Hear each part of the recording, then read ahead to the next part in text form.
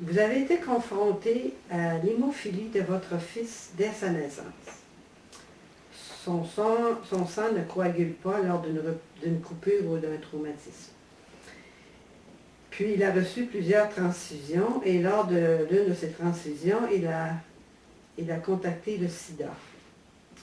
Alors vous, comme père, vous avez vécu bien des émotions fortes avec toute cette situation et vous avez dû aider votre fils à vivre avec cette maladie. Quel lien avez-vous eu avec votre fils dès son jeune âge par rapport à son problème de santé et par rapport à vous-même là-dedans? D'abord, par rapport à l'hémophilie, d'abord, ça a été une surprise parce que je ne m'attendais pas à ça. Je pensais qu'un enfant qui naît n'a pas de problème de cet ordre-là et finalement, ça a été un gros choc, ça. Et puis, le deuxième gros choc, ça a été lorsqu'il avait 15 ans, il allait avoir 15 ans. Et là, on a appris que par les transfusions sanguines, plusieurs transfusions sanguines d'ailleurs, il avait été contaminé. En fait, je l'ai appris de façon très très brutale. J'étais à l'époque secrétaire de l'association générale des hémophiles en France, pardon. Et donc, j'étais dans une assemblée générale en France, à Nancy. Et on a entendu dire que par les médecins qui étaient présents, que 8 hémophiles sur 10 étaient contaminés par le sida. Et là, Vincent est venu me voir en me disant « Papa, j'ai eu de la chance, je ne suis pas contaminé. » Et j'ai dit « Oui, certainement. » Et à ce moment-là, on a rencontré son médecin, qui était une femme.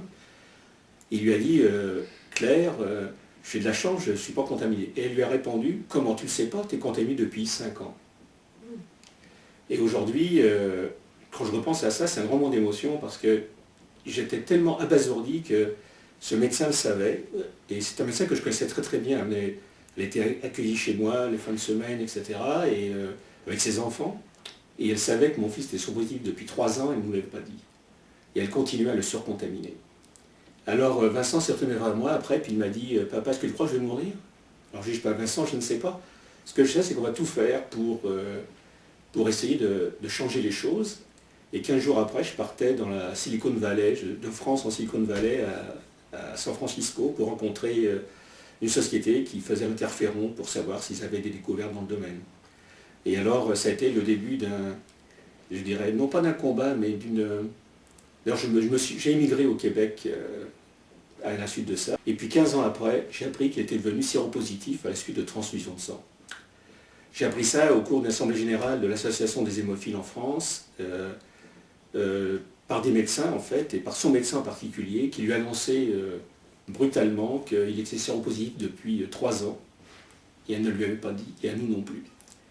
Et alors, pour moi, c'était un gros choc parce que le sida était, en 85, c'était tout à fait le début, c'était une maladie mortelle, létale, qui a un très haut niveau de risque.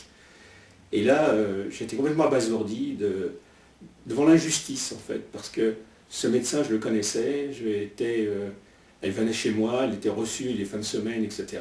Et on avait de très bonnes relations. Et c'est un secret qu'elle a gardé pour protéger un système qui était défaillant. Et alors, Vincent, ce jour-là, quand il a appris, c'était à Nancy, j'étais seul avec lui, sa mère ne voulait pas venir parce qu'elle sentait qu'il y avait quelque chose qui se tramait dans la région, là, au sujet du sida. Et il s'est tourné vers moi et puis il m'a dit « Papa, est-ce que tu crois que je vais mourir ?» Et je lui ai dit « Vincent, je ne sais pas si tu vas mourir.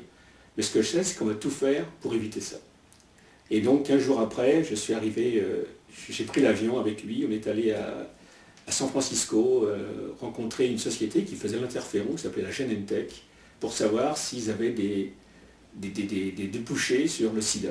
Ils n'avaient rien. Mais j'ai eu confiance tout le temps. Et puis, par la suite, Vincent a gardé, d'ailleurs, il a nié la maladie pendant, peut-être pendant 10 ans. Nié la maladie. C'est-à-dire qu'il disait, non, moi je vais bien, et tant qu'on ne me prouvera pas que je vais mal, je vais bien aller. Il a continué comme ça, puisque maintenant il a 39 ans, donc ça fait 27 ans qu'il est séropositif. Et il vit à 100 à l'heure, même plus que 100 à l'heure. Il travaille à plein temps, il a une maîtrise en finance, et il a une vie tout à fait normale. Qu'est-ce que vous avez appris à travers la maladie de Vincent? Ben, j'ai appris que tout était relatif. La vie était relative, en fait. ce sont des chocs comme ça qui nous ramènent un peu les pieds sur terre, parce que quelquefois on est dans un truc de pouvoir, de force. Et je dois dire que la première action que j'ai eue, j'ai eu des idées de meurtre, il faut être honnête. Je me disais, là, les médecins qui sont responsables de ça, ils ne vont pas survivre. Et puis petit à petit, avec le temps, je me suis dit, bon, effectivement, certains sont allés en prison d'ailleurs en France, ces médecins-là. J'en connais deux qui ont fait plus de 4 ans de prison, et que je connaissais très bien d'ailleurs, et qui effectivement avaient une forte responsabilité. Mais ce que j'ai vu, c'est que tout est... c'est pas un pardon, je parlerai, c'est pas de ça, c'est dire, ok, c'est comme ça, je ne pouvais pas faire autrement, c'est quelque chose qu'on doit subir, et puis il faut lutter. Il faut lutter avec les armes que l'on a, etc. Et je dois dire que dans les années qui ont suivi, j'ai contacté des gens qui étaient des chercheurs, qui ont été ensuite poursuivis par la justice pour l'exercice légal de la médecine, et qui avaient mis au point des traitements. Il y en a un d'ailleurs qui a vécu au Québec, ici, jusqu'à il n'y a pas longtemps. Il est parti, il a 85 ans, il est parti vivre à Sainte-Lucie, dans l'île de Sainte-Lucie. Et j'ai cherché beaucoup. Et finalement, mon fils en est sorti simplement par des visualisations dans le futur. Il se projette dans le futur avec des images qui sont complètement fantasmagoriques, qui n'ont rien à voir avec la réalité. Et il m'a avoué dernièrement qu'il faisait ça tous les soirs avant de se coucher.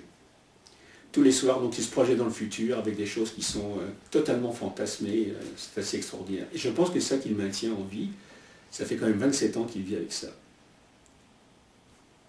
Fait que votre fils a développé son propre système pour faire face à la situation. Oui, tout à fait. Puis peut-être qu'il peut vous en montrer là-dessus aussi. Il m'en a montré pas mal, parce que dernièrement, en faisant la programmation neurolinguistique, j'étais amené à le modéliser, à voir comment il fonctionnait et sa stratégie. Et j'ai tiré comme ça 12 règles qu'il utilise de façon courante, qui sont des règles qu'on utilise maintenant pour aider les gens à passer à travers des maladies létales.